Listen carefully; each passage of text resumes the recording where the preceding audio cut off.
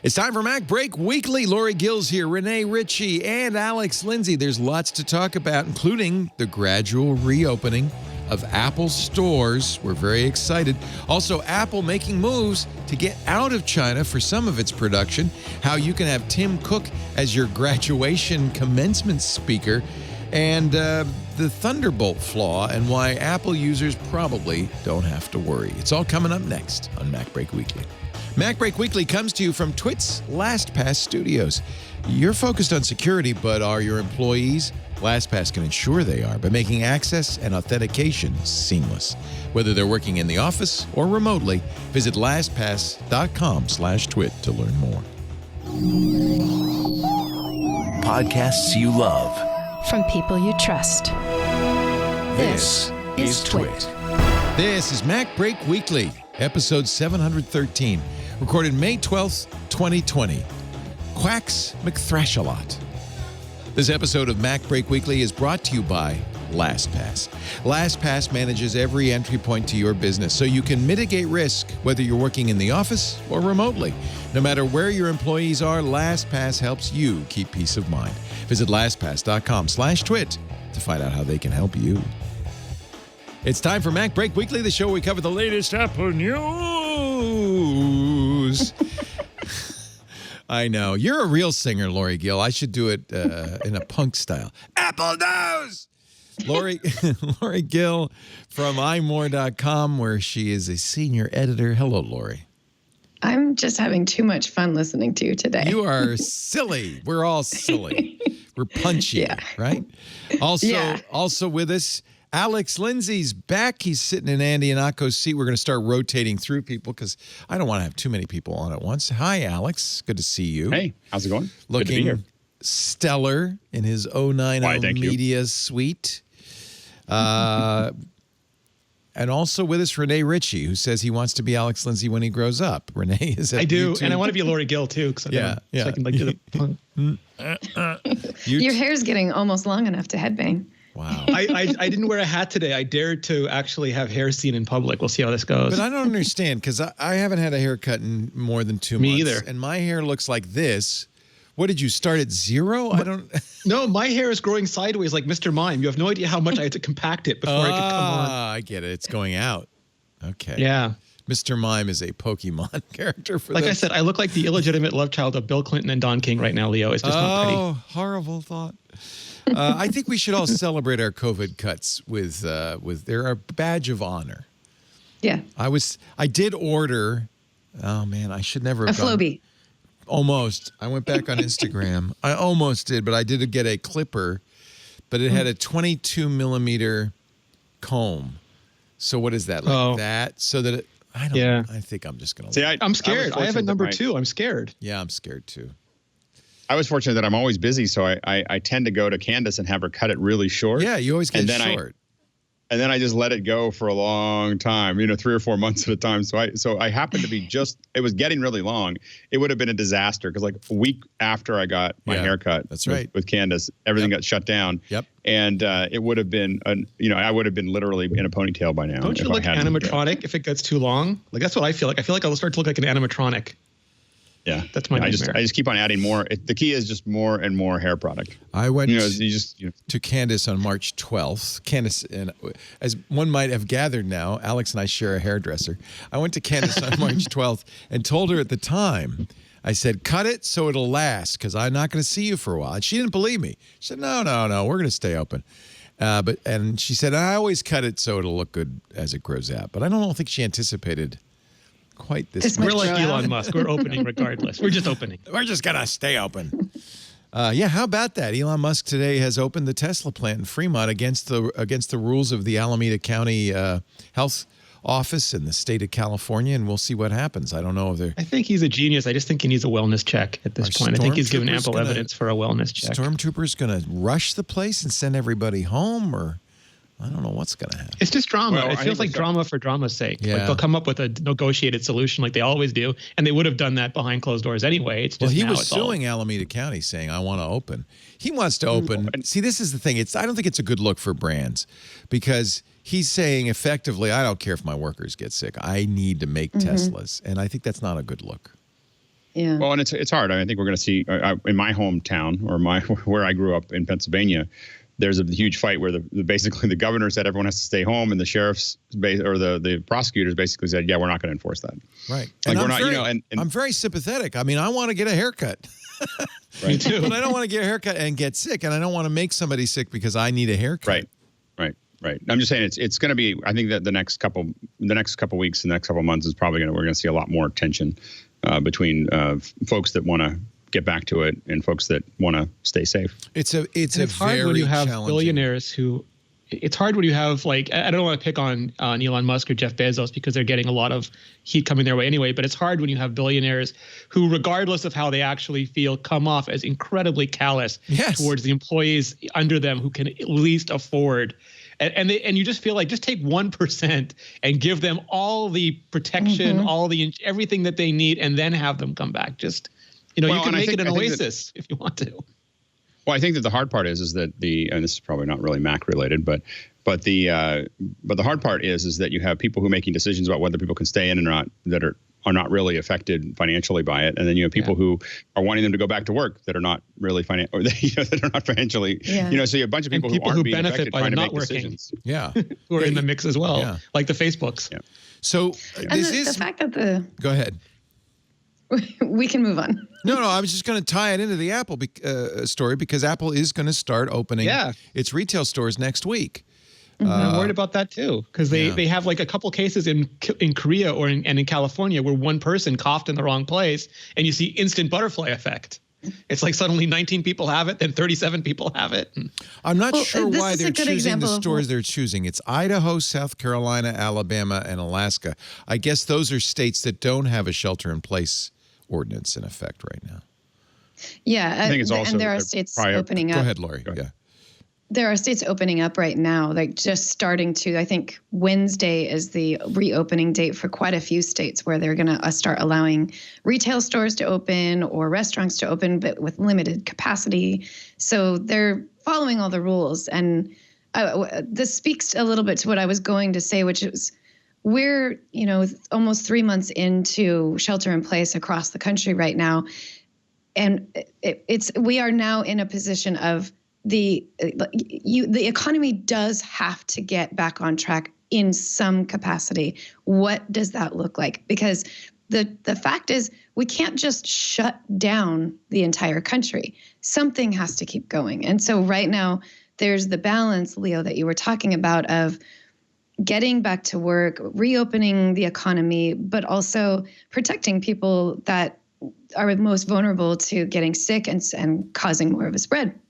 What do we do? How do we do it? I just don't know if we know how to do this safely. Other countries seem to have done it much better than us, at least. Like they protected the economy and lowered the curve, flattened the curve. I forget the jargon, but they managed to do both while we were sort of caught flat-footed, back on our heels. And I include Quebec. We have the worst situation in Canada, and it doesn't seem to be getting better, and they still want to open anyway. So a lot of other countries did it way smarter than we did and protected the economy. So Apple's going to, I think not having tests really makes it hard. If you had tests, if you had widespread testing, you could perhaps, I guess, we're isolate. That's what other countries did, right? Yeah, you could. Wuhan just found, 9 cases, and now as a result, they're testing everybody in Wuhan, China, 11 million people. Immediately. And people won't wear masks. It's like an 80% reduction in transmission if everybody's wearing a mask. I'm like, no masks for me, suckers. Yeah. So here's what Apple is going to do. They say we'll open initially with additional safety procedures, including temperature checks. That's what they did in China. That's what they did for SARS and MERS. The problem it seems to be with the current problem, COVID-19, is that there are asymptomatic carriers, so that's not perfect. Social distancing, that helps no matter what. And face coverings to ensure customers and employees continue to stay healthy. They say face coverings. I'm not clear if that means just the employees or if, as some places have done, they'll require that you wear a mask going into the store as well. A lot of places in this area are doing that. They're saying you can come in. Costco famously. Yeah. You have to wear a mask if you're coming in, which annoyed some people who said, I'll never shop at Costco again. Did you see their tweet, Leo? There was a woman who put up this big thing saying something like live free and don't wear masks and boycott Costco. And Costco's social reply was, "We look forward to watching your documentary one day." Apple also says our new social distance protocol allows for a limited number of visitors in the store at one time. That's so you can distance. And I don't know if you've seen this where you are, but here in Petaluma, the Starbucks, which never closed because I guess coffee is essential, has it is for me. On the sidewalk out front, they have boxes where people are to stand so that they are standing in line 6 feet apart. Supermarkets have that. Yeah, supermarkets are doing that. They're putting up plastic plexiglass barriers between the checkers with maybe little holes for the stuff. This COVID has destroyed our because Apple stores were just redesigned in a way that made them so susceptible to COVID. Like they took apart everything that was a normal distancing part of a retail experience and jammed everyone together around like groves and promenades and forums and got us all as close together. And then COVID came around and goes, I shouldn't have done that. Well, and even if you look at the office design, the open offices have turned out to be a disaster because you can't reopen because they're all open offices. So we're going to see most of these companies not really bringing anyone back until 2021. So it's going to be a really interesting, process. All of the things that and the question is, no one knows. We don't know if the test will mean that you're immune. No idea. We don't know whether the tracing will really work or whether it's really effective. And so that we're kind of in probably the most unknown of unknowns we've had in our lifetime. It's all a big experiment. Apple says we recommend where possible customers buy online for contactless delivery or in-store pickup. I guess it's not an in this case for Apple, there's no economic incentive to open up. I mean, I'm sure they're losing revenue, but they have a little extra stored away for the servicing has been hard. People are getting really angry about lack of servicing. Like I think that must be they can't just get their computer fixed and picked up. And with many working and learning from home, our primary focus will be providing service and support at the Genius Bar. So it's for people. I mean, imagine you're trying to work from home, or your kids are trying to learn online, and your laptop dies, and Apple's not there to fix it. Could people could call support and send it in though, right? Yes. But that's not as quick typically as a Genius Bar. Yeah, that could take, a trip that could take 2 hours could take a week because you have to send it in and wait for it to get sent back. Which is, in some cases you can for you. Just in some, I think a lot of people don't. Go ahead. In some retail situations, I've taken my Mac in and literally an hour later I walked out with it fixed. So. Right. That, having to send something in really does make, put it at a disadvantage for people who can't be without I know a couple of people who have something wrong with their computer or their AirPods or something like that. And they're just waiting because they can't afford to be without that device while, without going to the store and having it just taken care of right away. Here's a picture from Australia where Apple stores opened last week of people. You could see they're in line. They've got, barriers set up in the mall, and then they're slowly one by one going into the store. Every day is an iPhone launch day now. Yeah. I'll tell you, as somebody who's in a higher risk population, I'm not anxious to go to a restaurant, to go to a store, to do any of this stuff, and I wonder how much people are gonna. Ben Thompson was tweeting about going out for Mother's Day because Taiwan has been reopening, and they did that. They did the isolation, the masks, the contact tracing, all of that stuff, and they're returning to functionality without the anxiety. It's a model I hope we start going towards. 0 cases in Taiwan, so that's maybe going on for like 2 weeks, and I think Hong Kong is going on for 2 weeks. Vietnam is going on for 10 days, 2 weeks. Here's some video. Like we know what works, we just lack the will to do it. Here's some video from the Australian Apple stores. Everybody in masks. It doesn't feel super safe to me, but maybe I'm just I'm a germaphobe like everybody is. The guy taking photographs. Yeah, you're a celebrity just for taking your life in your hands and going to. I don't mean Apple to be bitter. I apologize. I've just been sheltered in place for so long, like the rest of us. Apple stores in Germany reopening May 11th. The Idaho store opened yesterday. So Apple's slowly reopening. It's been how long? Not quite 2 months that they've been closed all over the world. It closed in April, right? Early April. Yeah. And remember that the stores in China reopened months ago. South Korea is opening now. Australia, as I mentioned, Austria opening, and a few states in the U.S. and more stores will be reopening soon. Apple COO Jeff Williams says he's optimistic about Apple. You know, it's funny. 6 months ago, that would have been like, "What? Yeah, sure, Jeff, I am too." But it's a little different now, isn't it? Right? Post pandemic, he says, "I'm optimistic." Knows, right? He's speaking to Fox Business. I'm optimistic as you look around. You see the resilience of the people working through this challenging time, and when I take a look inside of Apple, I couldn't be more encouraged. During the last quarter, even though these are challenging times, we launched 3 new products. I feel great about the economy in the long haul, and it's just a matter of getting from here to there. He was asked about this year's iPhone releases, but Apple's never going to say anything under the best of circumstances. Our supply chains are running largely at capacity, and people are continuing to work. I couldn't be prouder of the team finding new ways to get the job done. People have been really resourceful, and we're moving the ball forward. Now, one thing they're doing is they are looking at places other than China to manufacture. According to the Nikkei Times, Apple will produce millions of AirPods in Vietnam. Yeah. Made in Vietnam. I think there is a lot of reasons for Apple to diversify its product line. Having all the manufacturing in China from both a health perspective, political perspective, tariff perspective, all these things, it's probably better for them to get a little bit more spread out than they have been. AirPods Pro will continue to be made in China, but the rest of the AirPods range about 3 to 4 million units. 30% of the total Classic AirPods will be made in Vietnam, according to sources of the Nikkei Asian Review.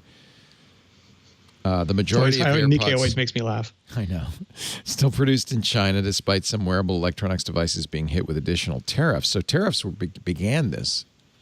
And we are starting to hear of chip companies and others looking to figure out how they can move production back to the U.S. There's been a lot of supply chain issues. And yeah, there have been a lot of supply chain. If we look at the fact that we can't get webcams, like everybody wants webcams right now. You can't get them.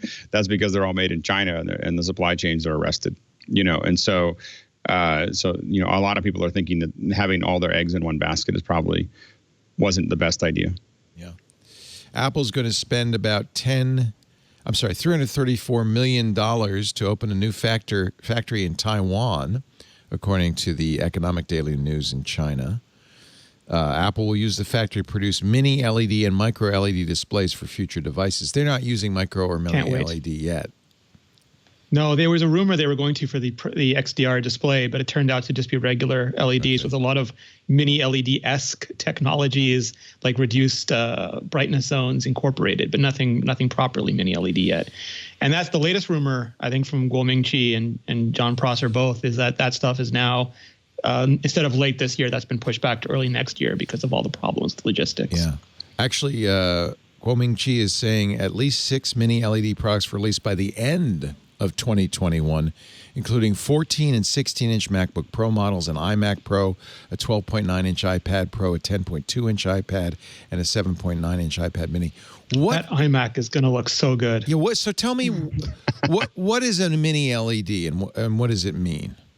So they're confusing because there's both mini LED and I've seen the micro LED TVs. These are the you can assemble them and make them an arbitrary size. But they're so big. Like those micro LEDs are so big. And they're very expensive. I saw them at CES, the last time I will ever be at a trade show, and they looked fantastic. But that's not what a mini LED is.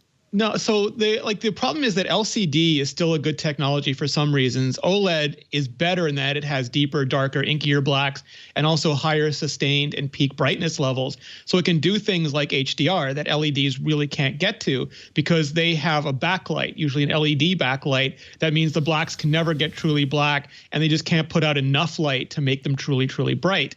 But OLED, because it has so many compromises like off angle, the color shift, the blue subpixels wear out before the other ones. So they have to make pentile displays.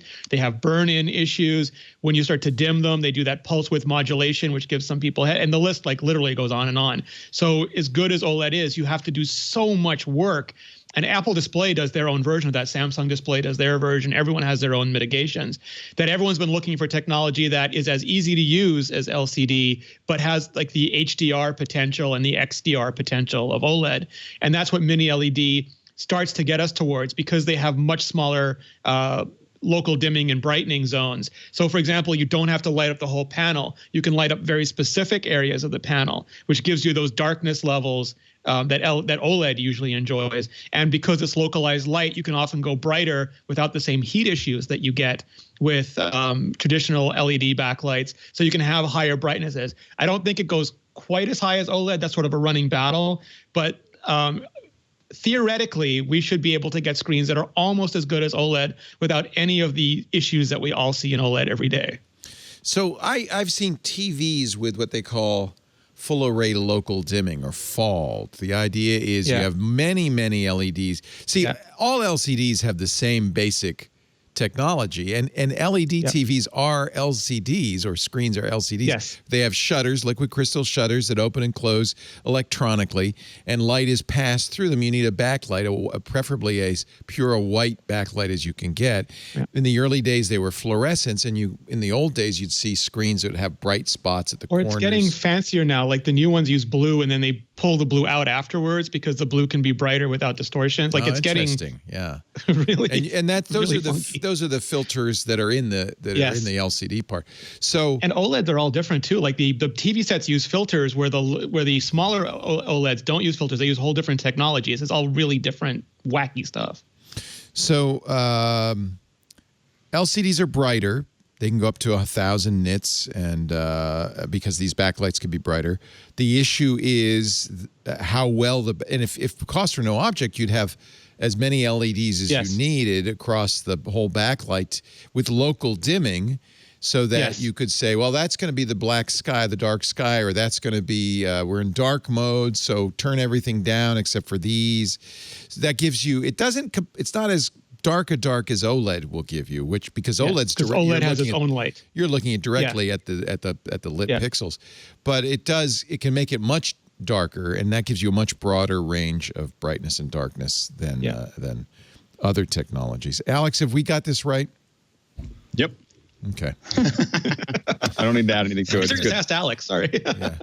No, but I'm excited about micro LED. I just didn't know what mini LED was, so I wanted to understand the distinction there. It's not the same technology at all. And Apple's working on the mini. They're working on the mini LEDs for the large. So the problem also is that OLED has never done well on medium-sized displays. They've got the technology nailed. Samsung nailed it a while ago. Phone screens, they look great. Yeah. BOE kind of borrowed Samsung's process, so they've got pretty good OLEDs now too. LG's been working for a while. They have a different kind of OLED process. It's gotten better. But I love my OLED TVs. I have to say that if you can afford it and you can darken the room, those are the best TV screens. They're fantastic. But you say that for like a 27-inch iMac, not ideal. For anything from like the reason Apple's never done a tablet, like Samsung will do them in small batches, but one of the problems with OLED is keeping the brightness consistent across the panel, and TVs are completely different. They use a whole filtration system to do that. Phones don't do that, but the panels are small enough you can't really notice. But on a tablet, you'll see areas that are slightly brighter and slightly darker because the brightness isn't consistent. And those panels are super expensive because they use more phone than TV technology, and their yields aren't that, like there's just not that much OLED. Apple takes so much, Samsung takes so much, and the fabs just aren't that so many. So this is the important irony, and I'm often at pains to explain to people who say, why can't I use my TV as a giant monitor? The computer monitors are higher standards. Yes. You need a better screen than you do for your TV. You don't need such a good screen for your TV, even though you might think. Yeah, you're 10 feet away. Yeah. And I do think we're going to continue to see the scaling up of the nits. So we're going to see that nit number is going to keep on, increasing from hundreds to, low thousands. I mean, that's one of the competitive areas that we're going to see in these monitors. So especially as people try to highlight HDR over other things, they're finding a lot more people are responding to the brighter colors than they are to more resolution. So we're going to see historically these monitors continually go brighter. Historically in stores, they've always cranked up the brightness on TVs because they sell better that way. People like bright. And a lot of people, a lot of experts say you're turning your computer screen up way too bright, right? It can be, but I think that as we get more HDR content, and as that content really starts to take full advantage of that gamut, the dynamic display you'll get used to it. We're not there right now. I mean, I think HDR is a lot more impressive than SDR, but when you start seeing screens that are at 3,000, 4,000 nits, and then you go back to SDR, it's really hard. It never hits. It rarely hits those 4,000 nits, or you would be blinded. Well, we don't. I've never seen those screens. They're not. Yeah, but those screens are. Those aren't really publicly available. I mean, they're in commercial areas. There's some that are getting up to like 4,000 nits. Well, how bright is the HDR? I think it's 1,000. Is it 1,600, 1,000, 1,600 somewhere in that range? 1,600 peak, 1,000 sustained. It doesn't sit at that. You wouldn't want it to sit at that. That's specular highlights, or that's for right. And so it's still. So we're still talking about it. Imagine it being 4 times bright, 4 times brighter. Is what some of these some monitors are capable of. 4 times brighter. But again, you wouldn't want it sitting in front of you 4 times brighter. Oh, it just depends. It just depends on what the content is. That you get used to it. The thing is that's that the problem. You do get used to it. You get spoiled, and then you expect everything to be so. I mean, remember, we think of it as a bright monitor, but we go outside, it's still a lot brighter than that. So it's not like our eyes aren't used to seeing brighter colors. It's just they just respond to what that is. But I think that when we start getting into that 2,000 nit and above range, we will not. When monitors start becoming commercially available at that level, we're not going to be able to go back to SDR. It'll just be Alec. Yeah. The ones that they use as the backdrops. What are the screens they use in the Mandalorian as the backdrops? Those must be pretty bright. They're bright. I don't know. I actually don't know what the brightness is. I'll have to. I know who to ask. These are those. They don't use real sets. They use virtual sets. They're not green screens. They're actual screens displaying the virtual. And they light the whole scene. Yeah, it's really. They light. Yeah. Well, and even then, the horsepower required to run those screens. You'll see stuff in the behind the scenes where it's still just green behind them. It's not, and you wonder why didn't they use the picture because the lens is too wide and it's showing too much of the screen, and they don't have the computer horsepower to draw that much of the screen at one time, because these are massive backgrounds. And so it still kind of pushes the Unreal Engine, even with a super powerful computer, to a point where we're still on the outer limits of what computationally can be done. But it's such an exciting. I don't know if you've seen much of the behind the scenes that they're showing now on Disney Plus. I actually resubscribed. As soon as Mandalorian was over, I looked at everything at Disney Plus and I was like, nope. And I just turned it off. And, I was like, I don't need anything else. I was here for Mandalorian. And then they brought more Mandalorian back. So now there's these behind the scenes. And the first one with the directors are a little fluffy. But what's really cool is seeing the LED technology that they're using for that show is going to change everything. I mean, the ability to, see for the actors to feel like they're part of it. It really makes it easier to act. Much easier than on a green screen, isn't it? Yeah. Oh yeah, yeah, and also it's faster in post. Obviously, it looks more natural, I think, because you're getting every little hair and all the little bits and pieces, and there's things that can happen in the foreground that would be very hard to key, and so those are all things that make it. Just infinitely better. Yeah. And so it's so that blue I'm seeing in this that's not obviously that's going to be keyed in. Yeah. These are real. These are practicals, right? Yeah. So, but you can see, let's see if they show. Yeah. Some of these, like that's in these cases those are. At CES, we saw it. It was amazing. They were demonstrating, and of course, it can't just be a static screen. It has to be slaved to the camera. If the camera's on a dolly shot, the screen has to change perspective. Otherwise, Tyler Stallman on his podcast, he was interviewing some DPs who were home because all the directors of photography are stuck at home trying to film anything they can, like using their families as the actors and their neighborhoods as the set, just to get commercials going. And they were putting like Vive controllers on their camera so they could do some of the motion tracking they were used to doing at the studio. It was just amazing.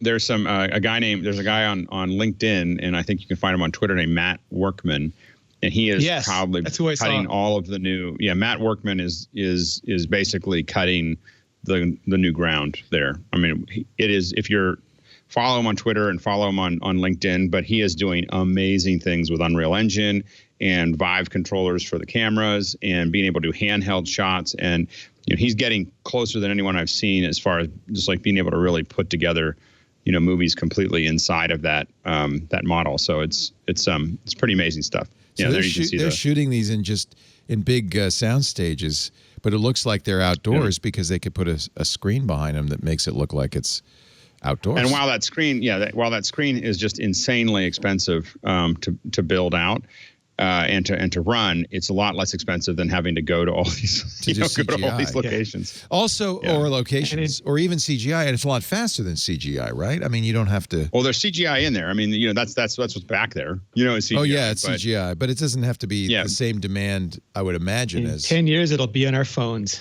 I know. That's what I keep telling myself. I know. In 10 years, it'll be made by there'll be a Lego version, and it'll just get it for Christmas. Andrew Mazapa in our chat room says per American cinematographer, the Mandalorian screens are 1,800 nits. 1,800 nits. There you go. Yeah. So that's bright, but it's not as bright as someday they'll be. And we'll get micro LED on our watch first, Leo. So but from that scale down to our watch scale. And the other thing is when you're shooting it, you have to remember that you have to also match that with all the lighting in the foreground. So you probably don't need to get past 1,800 because if you ever shot in front of a monitor, even the monitors that you have on set there, you're probably not set at their full brightness because you're competing with all the light that is, if the monitors get too bright, then you can't light the person in a way that they can be properly exposed. This is so freaking cool what they're doing. It's amazing. It's amazing, isn't it? Yeah. And so I remember Babylon 5 was famous because they were using Amigas for doing their CGI effects. It seems to me that these TV productions, these movie productions, this is where the cutting edge it lives, doesn't it? And remember that this is all this is not going out. Yeah. Oh, that's right. It wasn't even an Amiga. It was a toaster. That's right. Well, video toaster was a card you put. I had an Amiga 2000 and an Amiga 4000 just for a video toaster when I was younger. And of course, the TriCaster that we use today is the descendant of the video toaster. Yeah. Oh, that's really neat. By the way, another reason to get Disney Plus, I just saw that July 3rd. Oh, yeah. Hamilton. I know. I'm finally going to get to see Hamilton for the first time. July 3rd. The original cast, right? Yeah, so apparently they shot a movie of it back in the early days when the original cast was still there, and they've just been holding it this whole time.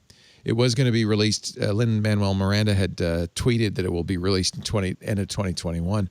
Disney just announced yesterday it's going to be released early July 3rd on Disney Plus. It's a COVID miracle. I hope I can get a UHD copy of it. I really hopefully it'll be like Dolby Vision, Dolby Atmos. It'll be like sitting in the middle of it. That's what I'm hoping for. They shot the two final shows. I saw Lisa, Michael, and I saw the shows about a month before the ones they shot. And that was never to be forgotten. Easily my best Broadway experience of all. I mean, just really incredible. Wow. So if you get a chance to see it, it will be really worth it. And I tell you what, I'm keeping my Disney Plus subscription just for that. Well, I know. It's not that we're going to see it once. My kids know all the words by heart to every song. And so I am already running all the time in the background for the next 6 months. Well, especially in the land of COVID-19, there's a chance that they might watch it once a day. Like I'm going to have to figure out, we're going to have to set up screen time is not really screen time. It's Hamilton time. Like how much Hamilton can they watch? But isn't it amazing that we can go from delighting in The Mandalorian, which is the latest technology, to delighting in Hamilton, which is a stage play? I just love that about humans. It's not the technology, it's what the artists do with it. Yeah, that's exactly right. Hamilton had physical, practical sets that were incredible, but they were very simple and they were very flexible. They would roll things around. They had a rotating stage, but it was very. Now we need it. No screens. When do we get a Hamilton? What we need is a Hamilton with the big LED walls that Mandalorian has, and then we can take it all the way to the outer edge. Yeah. Or a Mandalorian stage play. We could all be in Hamilton. Baby Yoda takes Broadway. Let's see here. What else can I talk about? Oh, hey, big update. I'm glad you're here, Alex Lindsay. I don't know if you use Logic Pro, but Logic Pro 10, Apple they announced this morning, revealed that they are going to do the biggest update to Logic since the original launch of Logic Pro 10. New creative tools including a new version of Live Loops, a professional version, completely redesigned sampling workflow, and new beat-making tools. This is the single best deal in music production.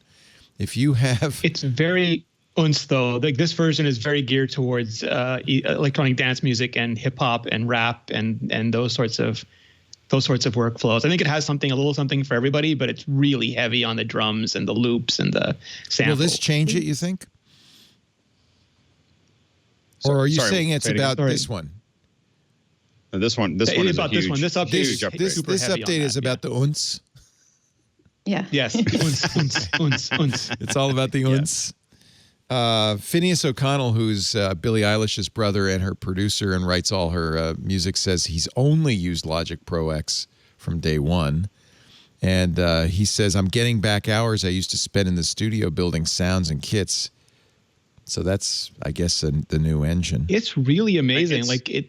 I don't know what it's like for a traditional music person, but I was looking through it this morning, and I have no musical talent, but the way they've put it together, I don't know how traditional music people will feel about it. It might be more Final Cut Pro 10 sort of moments, but it's like you can just put these things on an iPad or on the Mac. You can tap on them, you can move them, you can sample them, you can turn the samples into a drum kit, the drum kit into a drum toy. You can move your stuff.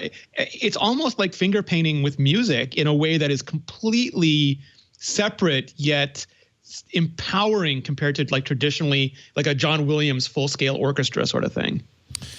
And it looks like, and I haven't done this, but it looks like in the Apple press release they show this image of a Mac, an iPhone, and iPad all working together on the same Logic. There's a Logic remote that you can get for the iPhone and the iPad, and it's pretty slick, And so you can do it. You can have a lot of different controls, and what's really interesting is how seamlessly they've connected GarageBand to Logic. My daughter started in GarageBand taking classes at the Apple Store, and she's now using Logic. And it wasn't. She's 10 years old. No, my son made the same transition. I got him started with GarageBand when he was maybe 14 or 15, and it didn't take very long before he said, "I need more," and it's such a seamless transition. He already knew how to use it in effect.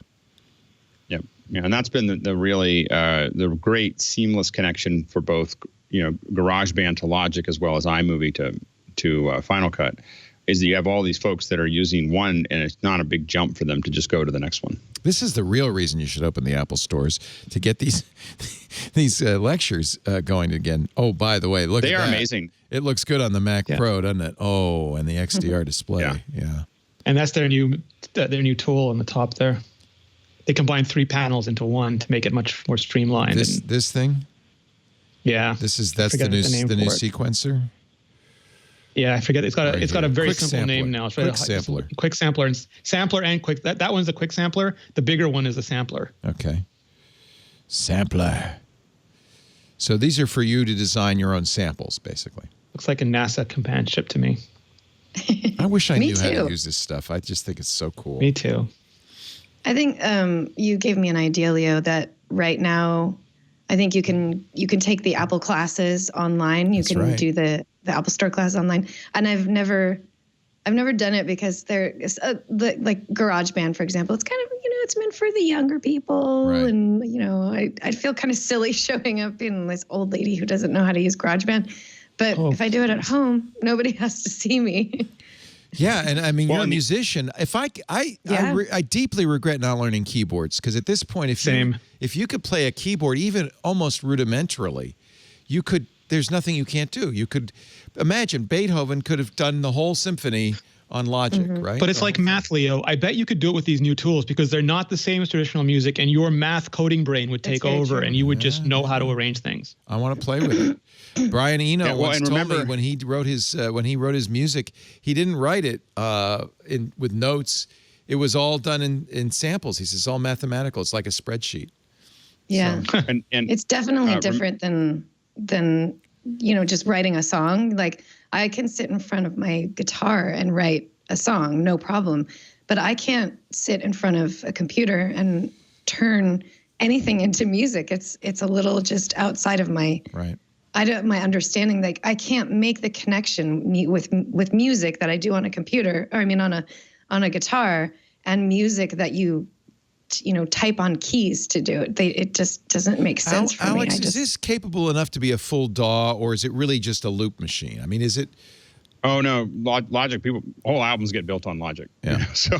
And they have for a long time. A decade ago, I was in Zimbabwe. I was talking to Oliver Tukudzi, who's a very prominent was a very prominent artist in Zimbabwe, and I asked him what he finished the albums on. He was like, Logic. Wow. so he builds the whole thing, and at the time he was in his 50s, and he's building them all in his home studio, is building all his albums on Logic. And so you absolutely can do all of that, anything you want to do. I mean, it really has it. And remember that there is a 90-day free version, so you can download a 90-day trial of Logic, and then try to learn it and see if it's the thing that you want to do. I do think that Apple should do more, in the area of training around these, and really intensely, because right now people can download it for 90 days and play with it. Don't think about how you're going to learn it before you just download it, because remember that 90 days starts when you download it. Right. So, and there's some great training out there, but look at how you might structure yourself to have an hour a day or something, or an hour a week, to really dig in. And there's some great Logic stuff on LinkedIn and a couple other places that you can kind of find stuff. I can't say that I'm an expert, but I do most of my stuff in Logic at this point. So if I'm doing music, I'll, throw a sample, build opens and closes and stuff like that, and little sweepers. And I don't do anything. I'm not a musician, but if I need a quick open for a live stream, or if I need some kind of bed for something that's simple, it's really easy once you get used to a couple of the bits and pieces to throw stuff together and throw it in there, and it's all royalty free. That's why I do it for live streaming. For live streaming, knowing how to make your own jingles for your opens and closes and under and beds and everything else is really important, because you don't want to cross the YouTube eye. It's just amazing. At one of the Apple events, they had Ash Felder, who does a lot of the production for really, I'm going to blank on all their names, but anyone who's into music these days would know, and like Selena Gomez types. And they would send him a voice recorder of what they wanted to do. And he was in the backseat of a car with his little laptop, and he starts putting the whole thing together, and he does the singing, and his singing becomes a choir. He sings something else, and that becomes like a whole other kind of person. Then he gets to his mom's house, puts his MacBook Pro down, finishes a song, sends it back to her. She tweaks a few things, and they have a rough for the entire production in a few hours, which he said, his whole life he was waiting for the computers to get out of his way and just let him work. And they're getting really close to getting out of his way and just letting him take what's in his head and output it to the world. The other thing that blows me away, I bought this for Henry, must have been almost 10 years ago for $200, and that's it. I'm still getting updates forever. And education is all of them. For $299, you get all of the Pro apps. Wow. So $199, and then you can buy loops and samples and other stuff, right? Is the remote included, or do you have to buy that as well? I think you just download that on the iPad. I think it's free. There's 70 gigs of stuff that I think is free. If you want to download it all, it's around 70 gigs of music. So yeah, you got to brace for impact when you download it. If you hit download all, it takes a while to pull all those samples that you have. You have to have I did that for Henry. When I gave him my laptop, I put all the loops on there. And I was lucky I had a large hard drive. You can pretty much fill a hard drive with it. Right. All right, now you make me want to go out and play with it. Me too. It's really cool. I wish we all have a little bit more time at home. I expect, I mean, you could do punk on it, right? I mean, it's not just all EDM. Actually, my next door neighbor and my partner and I, we recorded an album last weekend he knows Logic. So he did it. We just did it. Wow. I don't know how to do it though. I just plug in my guitar, play music. He did all of the mixing and stuff on it. So yeah, you can do that very easily. Oh, amazing. So it is a full digital audio work. Yeah. He uses a you could punch an in adapter and all that stuff. Whatever happened to Pro Tools and Ableton Live and all of those? Are those guys? Pro Tools is still there. I think a lot of people they're still there. But how do they even compete now? I mean, those are very, very legacy. Expensive, I guess. They're still they're well embedded. Same reason Avid is still around, right? Because people are just used to it. Well, there's a lot of really high end folks, and I do think I don't know. there's a lot of tools that are built into Ableton Live that are very driven towards live performance. There's also a lot of really heavy duty tools built into Pro Tools that are really designed for what people use them for. And so I think it would be hard for a lot of folks who are making a lot of money at this to change cycles and relearn, something else. I think that probably Logic can do it, but I think that there is a lot of people are going to finish out their careers using what they're using. And Pro Tools and Ableton Live are incredibly powerful. And the thing is, when it's in your muscle memory and you just go, I punch, why people still use Photoshop. Yeah, and I think that there's also working both with Logic and Pro Tools in the little morning group that in the office hours that I do in the morning. We've got a couple folks that are doing collaborative where they're literally recording on each other, with each other over the internet. You can't jam together, but you can lay one track down for the other person and then keep on laying use a click stuff track or something to sync. Yeah. Well, you're able to record the you record the next track and then hear it immediately back. I mean, it's literally recorded into the track as you're playing. Yeah. So it's where we're getting to is pretty amazing. I guess who would really be mostly challenged by this is things like Fruity Loops, FL Studio, because that's a MIDI loop system, and you've got that kind of with GarageBand almost. And are the instruments pretty good quality on Logic? Incredible. Yes. Yeah. Incredible. Well, and there's also are they recognizable? Like if you use them and then people hear it, they'll go, "Oh yeah, he made that with Logic." I heard that sample. Really, you'd have a hard time because you're going to modify them. You're going to tweak some knobs. Right. Yeah, and I believe that Logic has the impulse.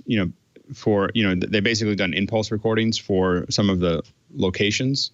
So you could say, I'm playing right now at Wembley Stadium. Yep. Which I guess I'm told is I don't know how it happens because I haven't seen it, but there was an NPR thing where they were talking about these and they pop a balloon, in the location and that they listen to how it echoes. Everything they need. Right. Well, I don't know.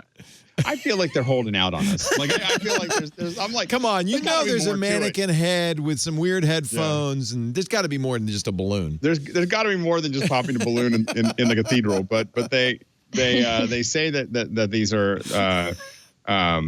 that's what it is. But it's an interesting thing. So, but you can definitely have things sound like a lot of locations, and there's a lot of different apps that are doing that. That's like one of the new things is to make things feel like they're in a larger or smaller by using that data.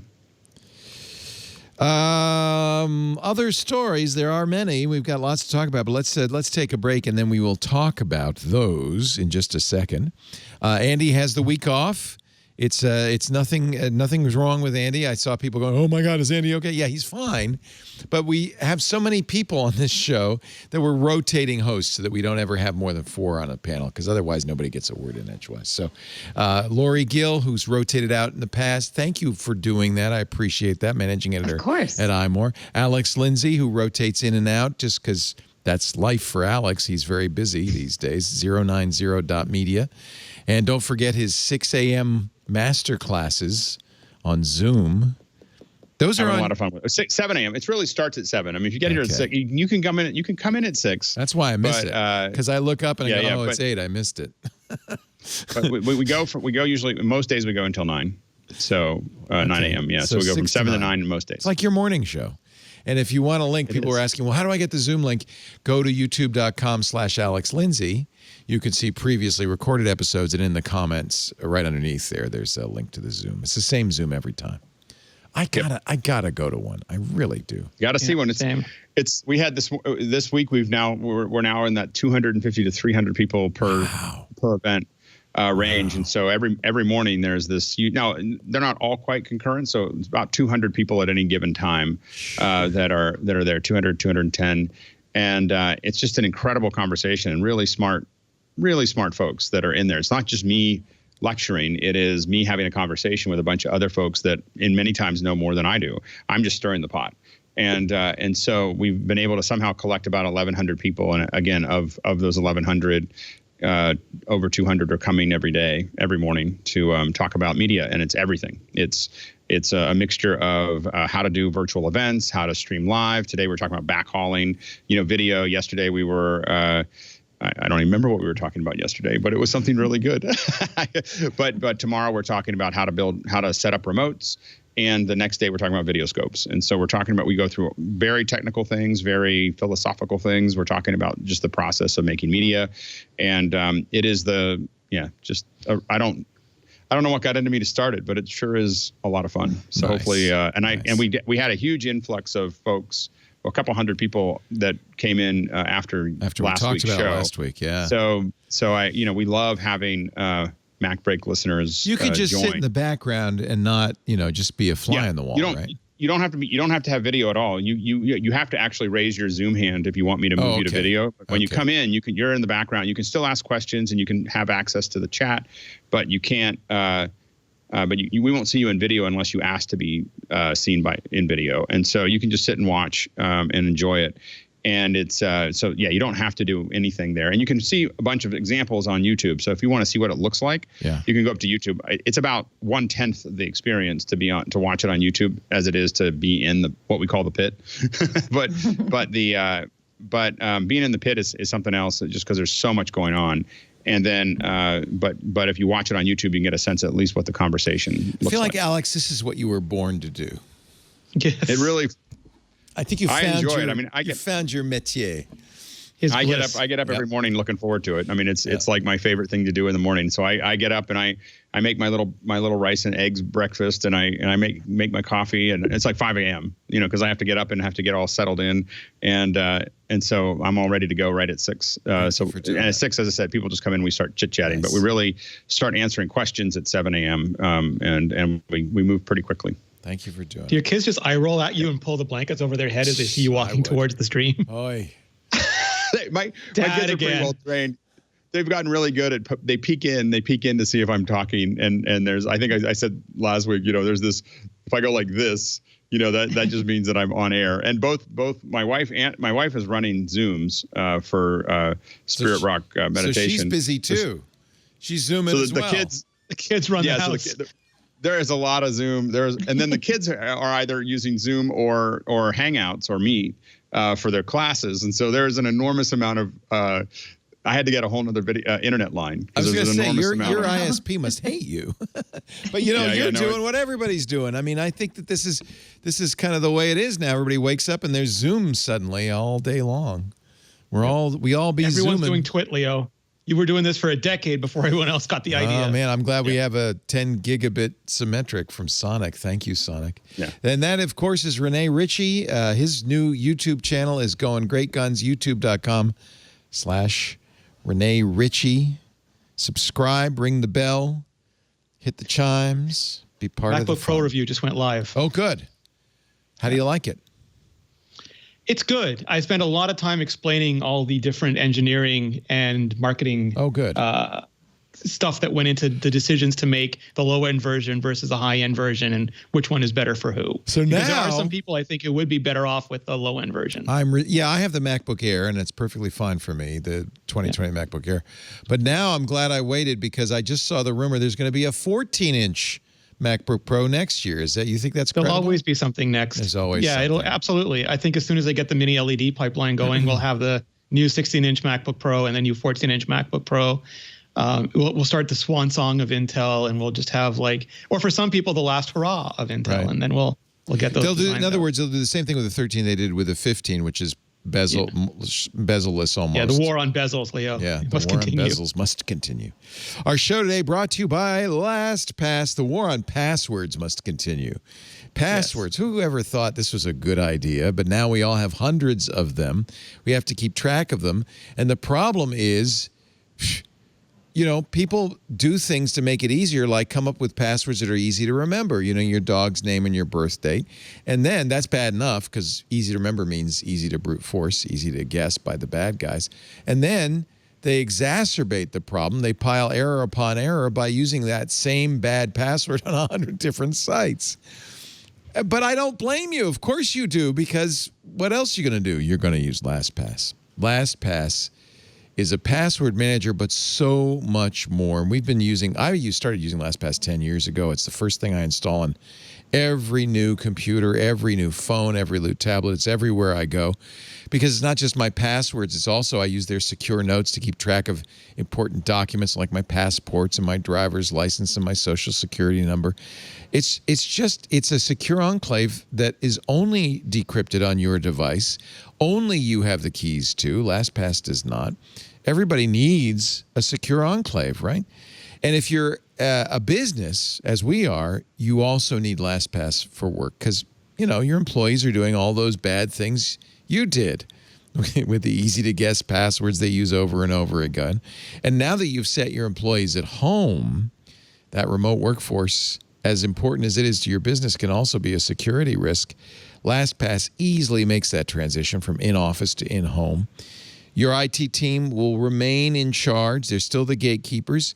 LastPass lets IT keep complete control over which employees are accessing which resources, no matter where they're working.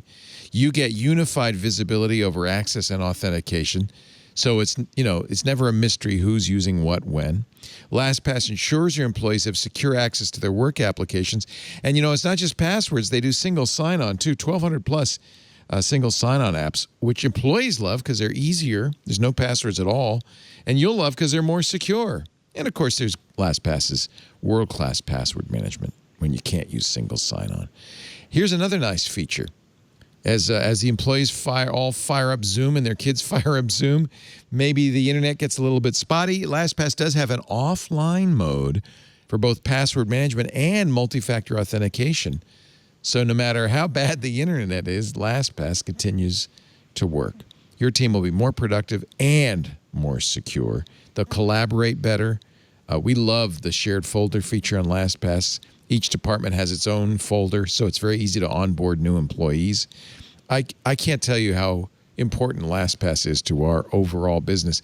And I can't tell you how often I'm asking John or Russell or somebody for access to one of our shared resources, and they'll say, it's in the LastPass. Of course it's in the LastPass.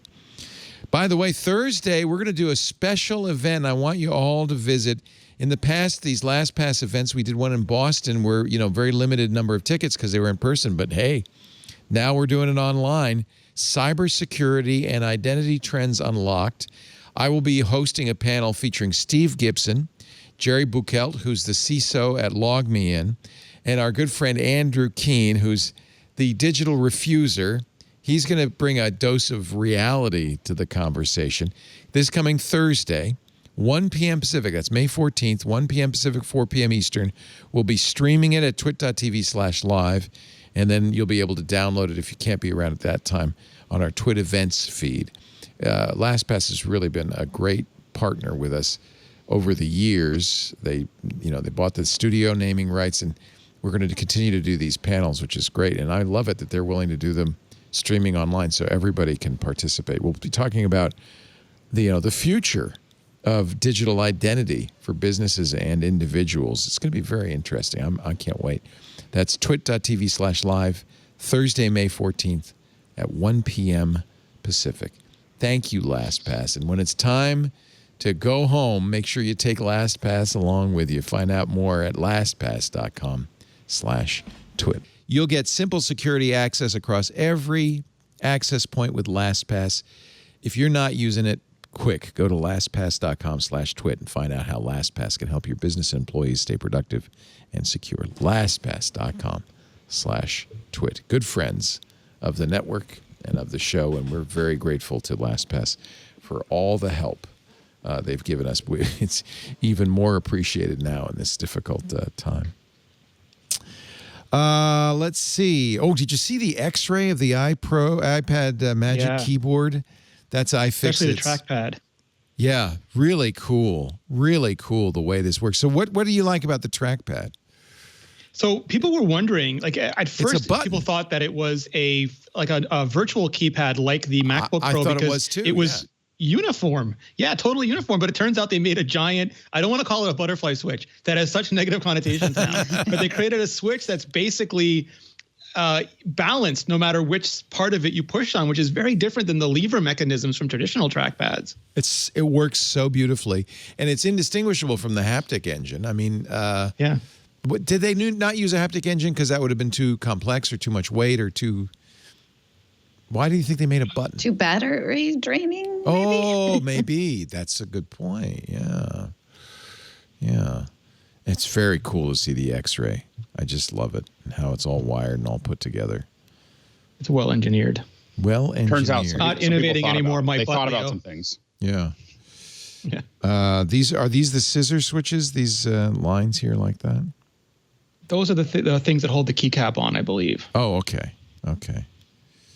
The palm Those going rest. for a little. And these are metal plates for structural integrity. That's part of the reason it's heavy, but also, I think, really important. So you don't get a bendy. I saw some people complaining about the taffeta that they use to cover it. And I know Microsoft before used Alcantara.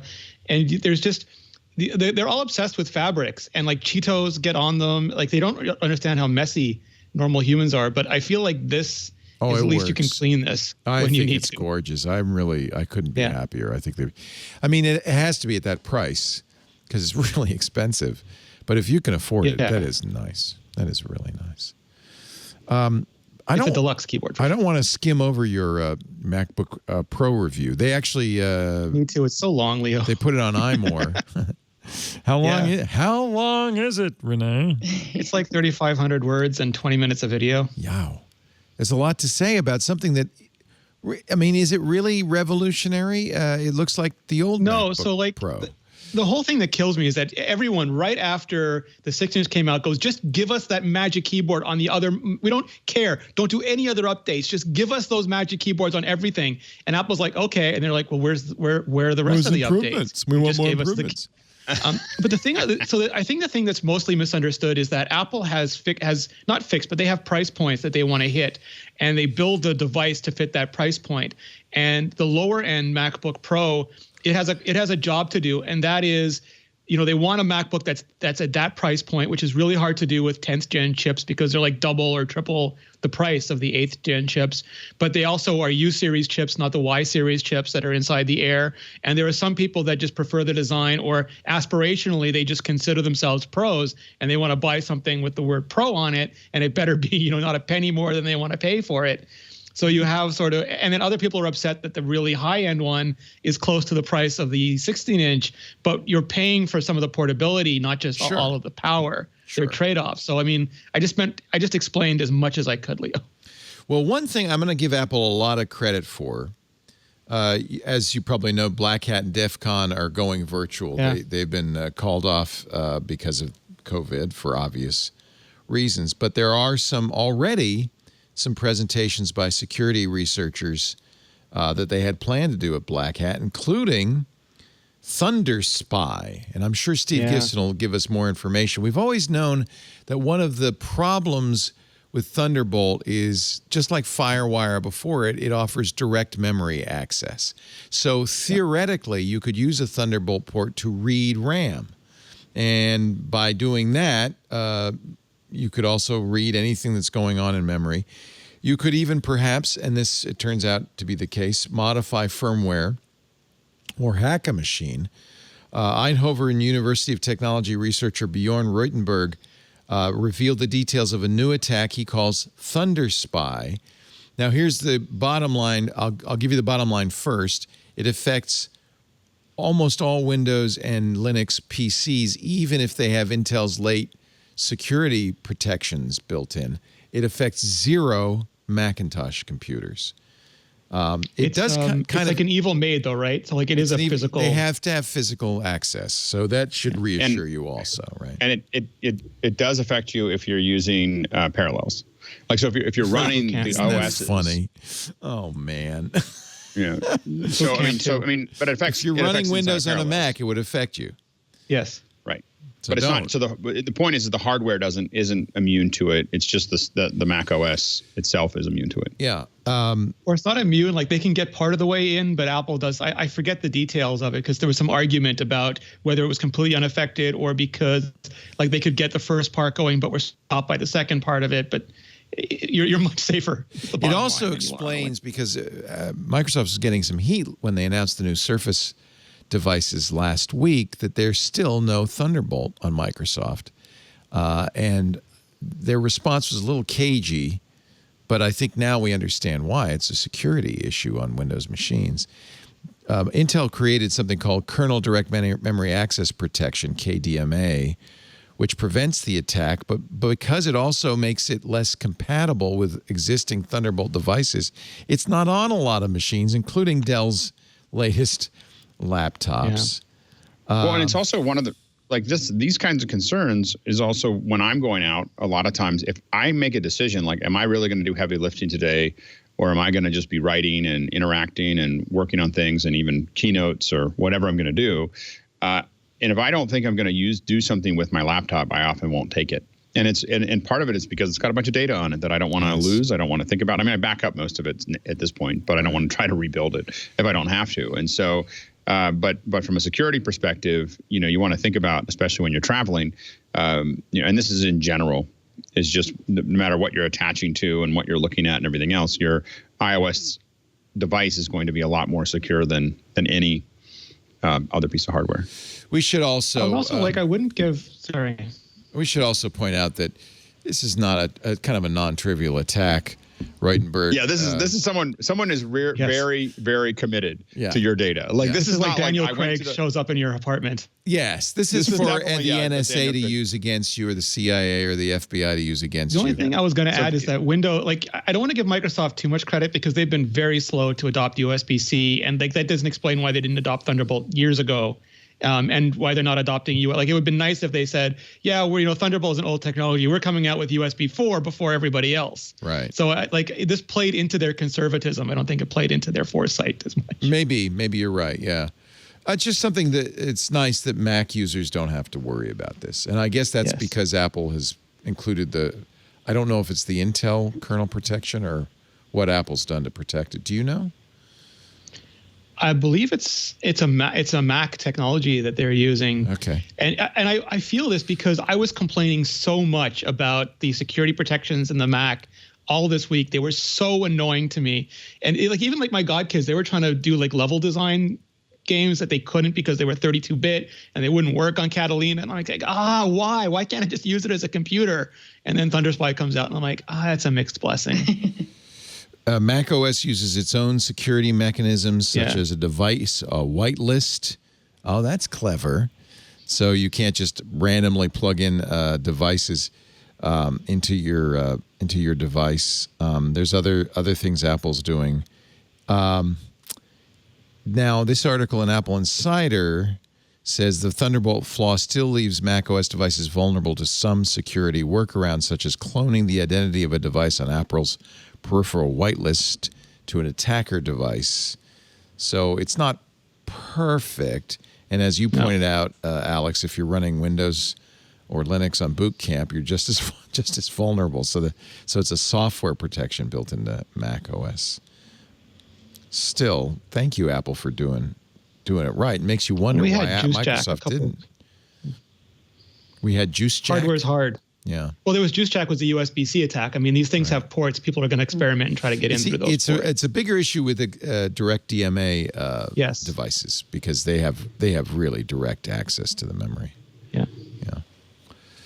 Yeah. Did you read Matthew Panzarino's interview with Craig Federighi or listen to the podcast that Vitici did with Federighi? Yes. Very interesting information about the thinking that Apple used, the deep thinking Apple used when designing the cursor and the pointer on the new Mac iOS 14. And I saw the argument afterwards, which I thought was fascinating. What was the argument? I didn't see that. So there's two camps on this. There's one camp that believed that Apple really thought deeply about this and brought the cursor from the Mac to the iPad in a way that was distinctly iPad.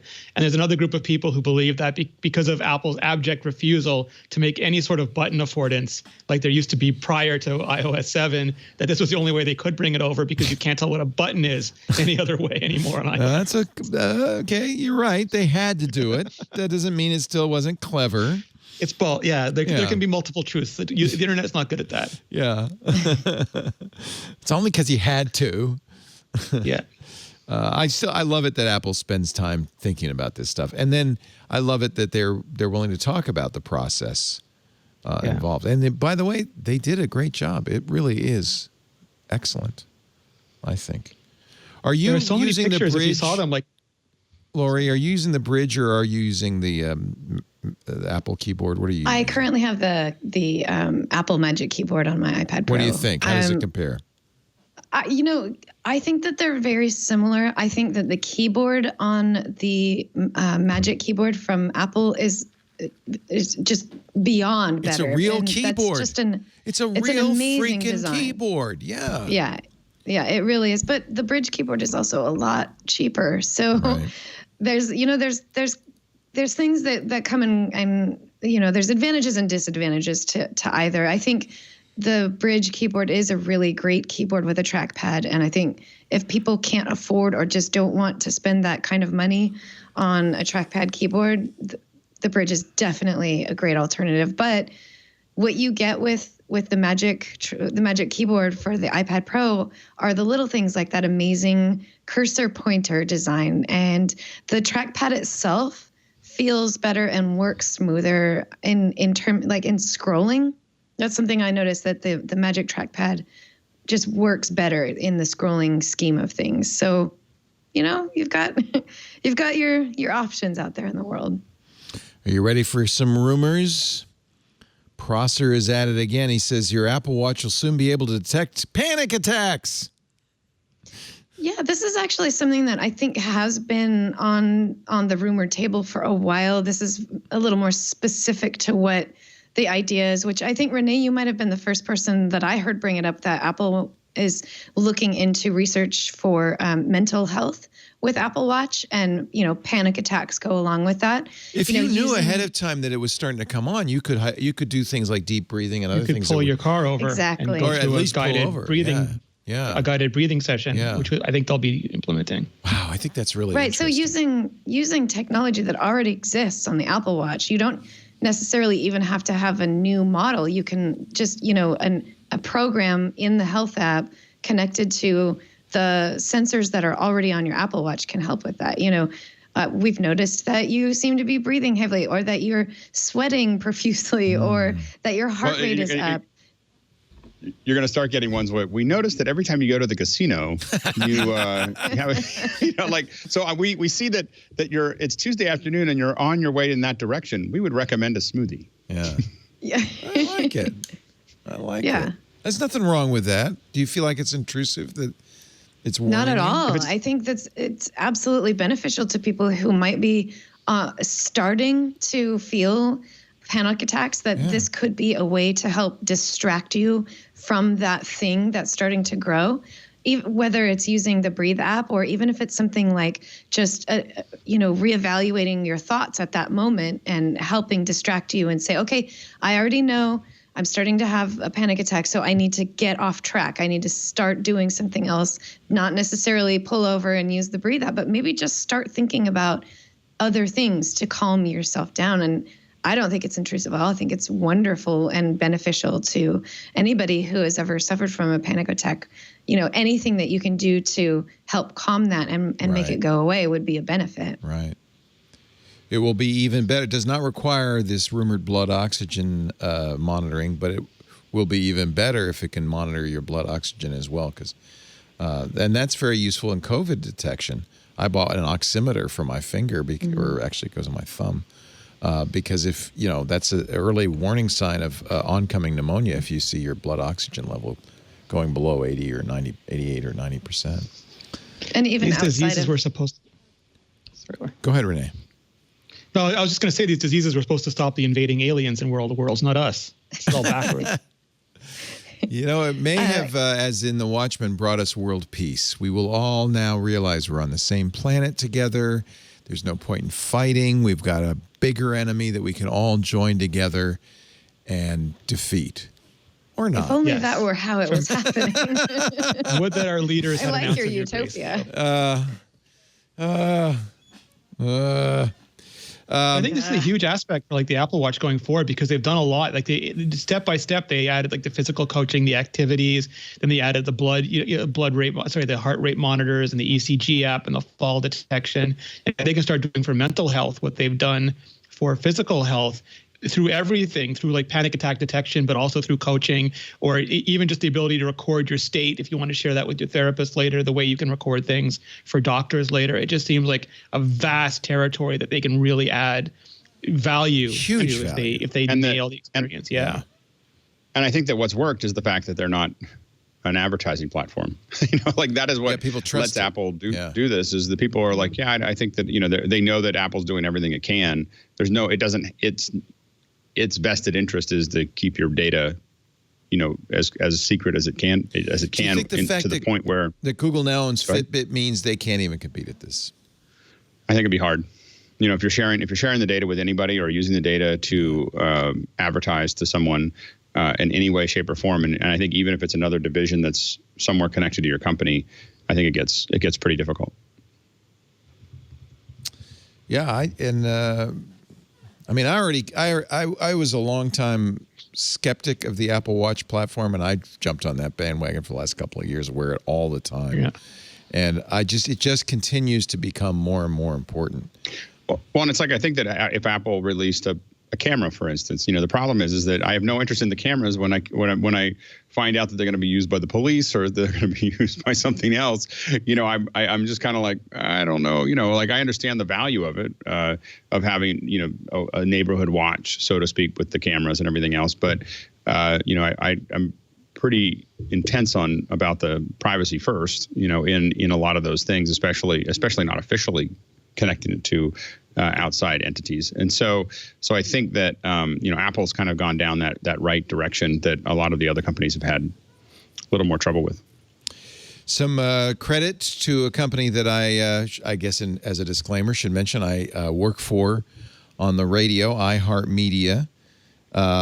They have a very active podcast division, and Connell Byrne, who's a former head of Stuff You Should Know Network and now runs their podcast division, has announced that they are going to do, I think this is really cool, a series of podcasts for graduates. May 17th will be National Graduation Day, and these podcasts will include a lot of very famous people, including Tim Cook.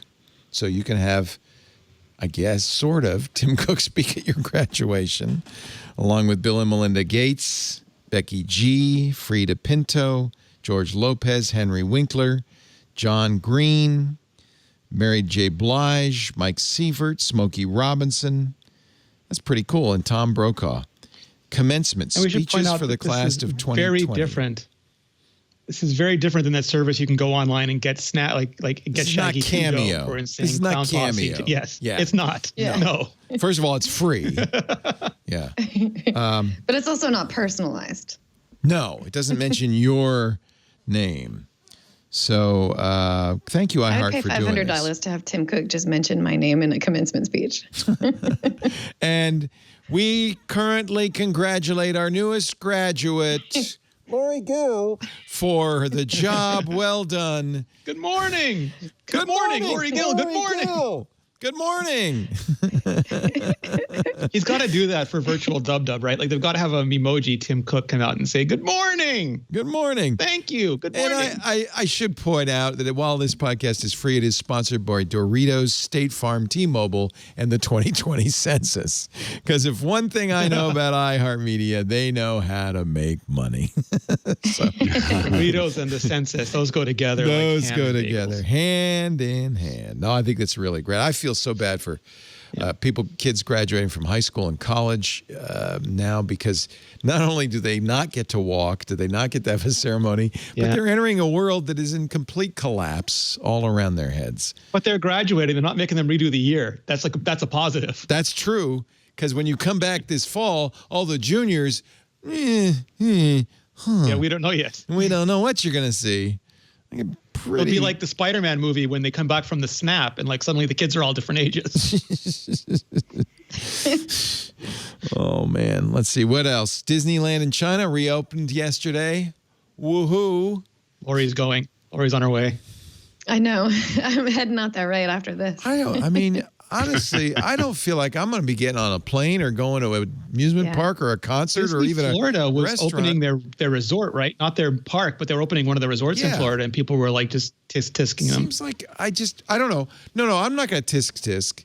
Open up if you want to, But as one of the old people, I'm just staying home because I don't want to take the chance. I understand. I mean, people need jobs. They need to work. People need a haircut. So that's fine. But I don't. It seems like I just don't want to take the chance. It seems like not fun. I know. Not you don't fun. have to. I don't have to, thank God. Right? Yeah. Yeah. I'm the boss. Let's wrap this up with your picks of the weeks. Ladies and gentlemen, start with the lady, Ms. Lori Gill. I have 2 picks of the weeks this week. One reason is that one of them is shameless self-promotion. Right on. It's for a good cause. So Sickburn, my band, we finally made some T-shirts that we were just starting to sell right before the quarantine. Of course. So we have a huge stockpile of shirts for sale. And all of the money that is made off of this is going to be donated to the local punk club that we always get to play shows at. So yeah, and they're closed, of course, right? Yeah, they haven't made any money in a long time. So you buy the shirt for $16.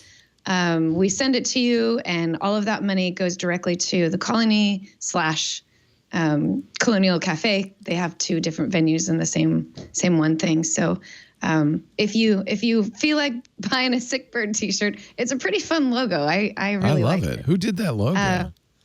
A local artist. His name is Matt K. Matt K. Shrug. Goes by a couple different names, but Matt K is. It's like a duck with a head sweatband and a punk outfit, flannel shirt running. It's cool. I like it. Very nice. That's Quacks. Miss McThrashalot, the Sickburn mascot. I love that. I love that name. Quacks McThrashalot. There you go. So that's at sickburn.bandcamp.com, and that's just the merch section of our Bandcamp. That's awesome. But the other thing that I wanted to bring up, because I think this is just an absolute joy, and I've been watching it or reading it every day. It's called The Office Slack. And I'm not sure who has done this, but there is one person or one group of people or something who have literally started a Slack channel as the employees of Dunder Mifflin from the U.S. Office television show. No. I've always Every wanted to have day you Michael, go there. Dwight, Jim, Angela, Ryan, and Kelly in my Slack. It's oh my gosh. so funny. You go there every day, and it's a different episode of The Office, and it's literally just like transposing of the TV shows, but they're separated out by the different chat channels. So one of them is like the party planning committee, one of them is like the conference room, accounting, the warehouse, and you can go into each one of those channels, one of those chat rooms in that The Office Slack, and just read what's happening. And it'll be just, every hour or so someone will say something. You can just keep it open with like you normally would with your normal Slack channel, and just like pop over like, oh, somebody said something. What's going on right now? Like in the general chat channel right now, about 15 minutes ago, Pam Beasley and Angela have just started talking about sending photos or something like that. Oh, it's the save the date. So they're always from an actual Office episode. Yeah, it's just the transcripts of the actual episodes. That's all it is. But they make it seem like they're actually communicating with each other in Slack. It's amazing. It's freaking brilliant. I'm trying to join Is that Micah this right Sargent? now. Is that Micah Sargent's work? No, it's mischief.xyz, mschf.xyz. Which sounds like a punk art collective or something like that. And so you can add, if you're already a Slack user, you can add this. If not, you can download. It's free, right? You just download and. Yeah, you're just joining Slack. There's no payment. If you don't already have a Slack account, you just join Slack, and then they send you the little invitation, and it goes from 9 a.m. to 5 p.m. Eastern time every day. So if you try to join after hours, it'll tell you it's after hours. The office is closed. And like any Slack account, they can turn off notifications at night, right? Mm-hmm. That's exactly what you'd want. I've got to quickly sign in and see if I can get it, because we of course use Slack here, and often felt like that it's really straight out of the office. So this will feel right at home. It's kind of like what The Office would be like if there was a such thing as Slack back then when the show was on the air. Yeah. Yeah, which there wasn't, thank God. No. Very nice. So easy to get to. What is the address again? Because I've left it. The address is theofficeslack.com. All one word, theofficeslack.com. Nice. The Office Slack. Very nice. Good pick. Very clever. And somebody put a lot of work into that. Alex Lindsay, your pick of the week, your Slack of the week. So I think I might have mentioned this in a show earlier, but I didn't make it a pick, and I think it's worthy of a pick watching the development of it. And my daughter, she's learning the piano, and which fits in with her doing Logic. And I wanted to make sure that she can't go to see her piano teacher. So I wanted to make sure that we figured out some way that she could keep moving forward. She's got time. She just doesn't have a piano teacher.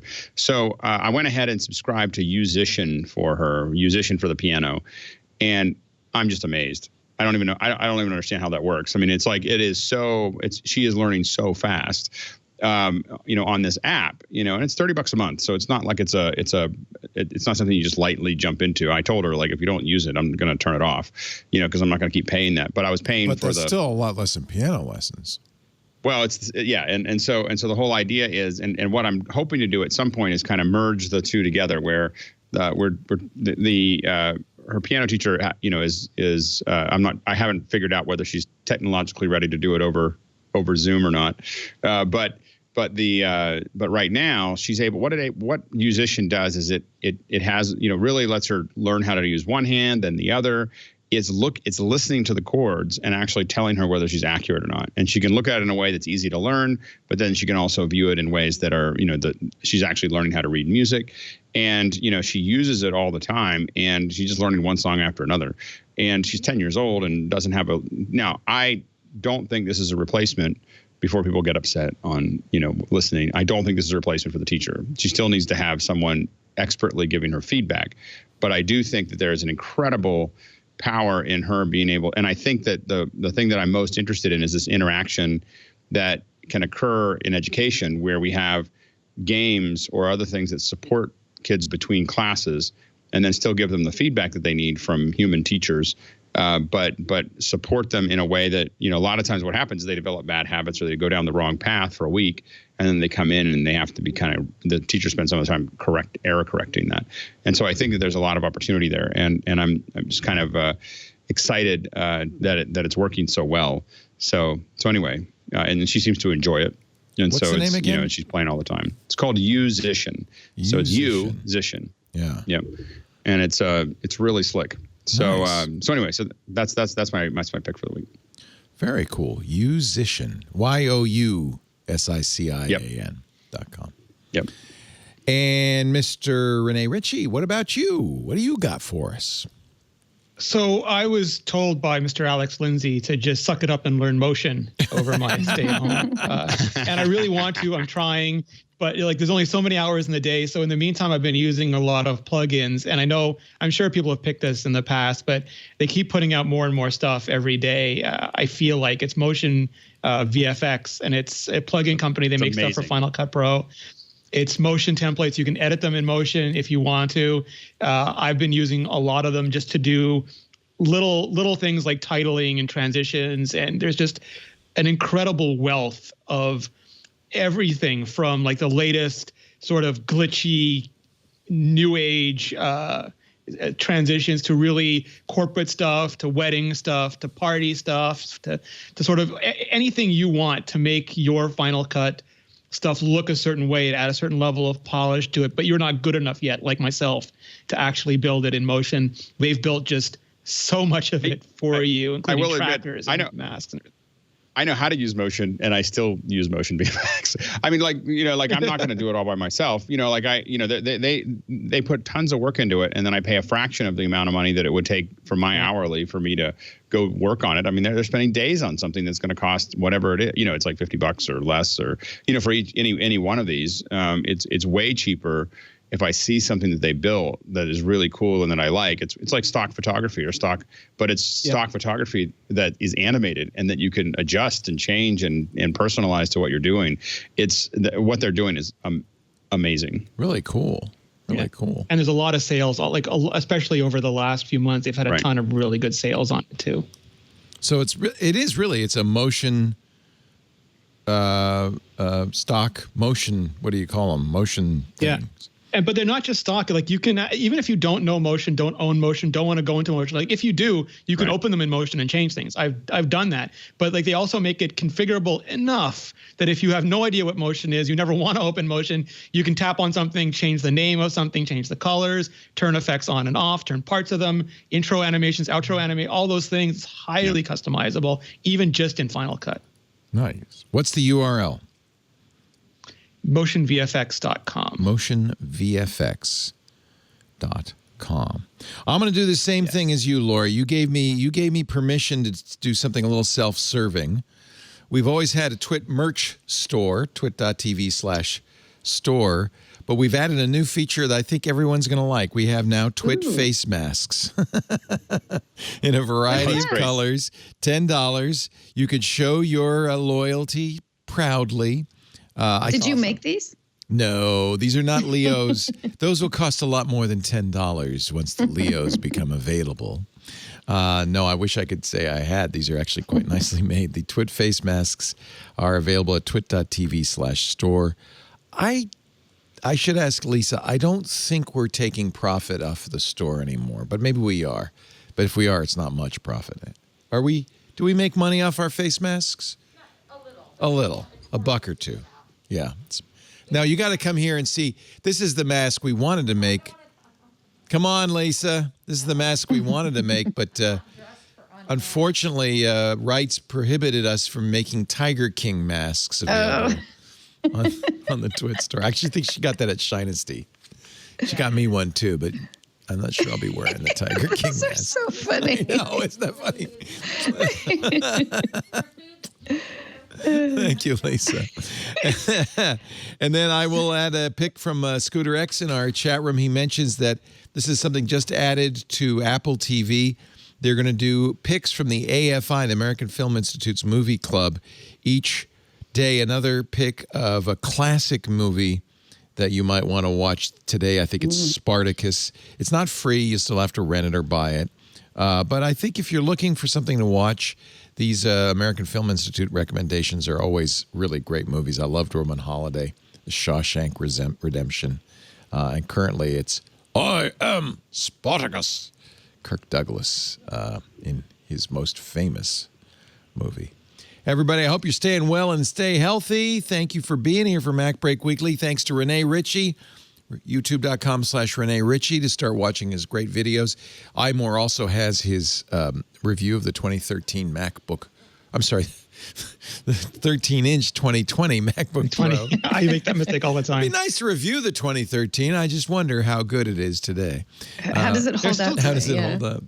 Lori Gill, also from iMore. Not also, from iMore. I'm managing editor. She is iMore now. She is iMore now. And Appaholic and Sick Burn soon coming back to, I think China Disneyland might be their first gig any day now.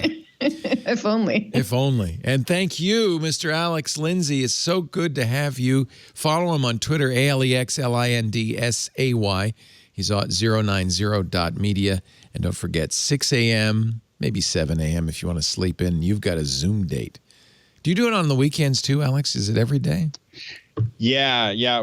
Saturday we do it 8 hours straight. So we start at 6 a.m. and we go until 2, but we change every hour and you get a 10-minute break. So we literally have at 9 o'clock, I usually talk about switchers. So I'm going to talk about graphics on switchers this Saturday. And then at 10 o'clock, Steve Bays, who was the product manager for Final Cut, talks about Final Cut. So it's a pretty deep, good group conversation. And then Mimo Live. Oliver is at 11. Nick Justitian, who's head of immersive at Drexel, talks about Unreal at noon, and then at 1 o'clock it's usually something else. So anyway, it goes a long time on Saturdays, and then Sundays we just do a typical 2 or 3 hours of just sitting around talking. Let me know if you want to take over the studio, because the The rent's cheap. It's in a nice location. You could just move the whole operation in here. I have a feeling that's where you're headed. Thank you, Alex. Oh, we're just having some fun. Yeah, thanks. We thank you all for being here. We do MacBreak Weekly, 11 a.m. Pacific, 2 p.m. Eastern, every Tuesday.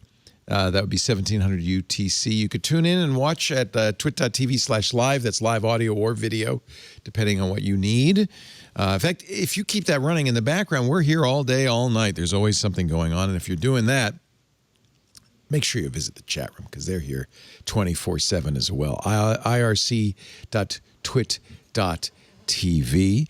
On-demand versions of this show and every show available at our website, twit.tv. In this case, it's twit.tv/MBW.